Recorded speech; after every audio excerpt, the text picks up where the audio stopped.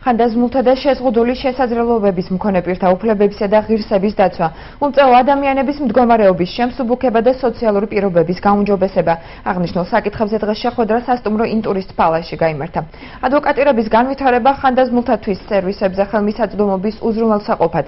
პროგრამის ფარგლებში ბათუმში მცხოვრები 188 სოციალურად დაუცველი მარტოხელა საქალაქო ტრანსპორტით მგზავრობის გადასახადისაგან გათავისუფლდა. პროგრამის თანახმად ორგანიზაციის ბენეფიციარებისთვის სპეციალური ბარათები დამზადდა, რომელზეც გარკვეული რაოდენობის თანხაა დარიცხული საზოგადოებრივი ტრანსპორტის სარგებლობის მიზნით. პროგრამის მონიტორინგს 10 კაციანი ადვოკატირების ჯგუფი აწარმოებს.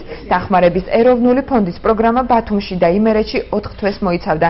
იგი მიზნად უმწეო ადამიანების უფლებების დაცვას და მათ საზოგადოებაში ინტეგრაციას ისახავდა.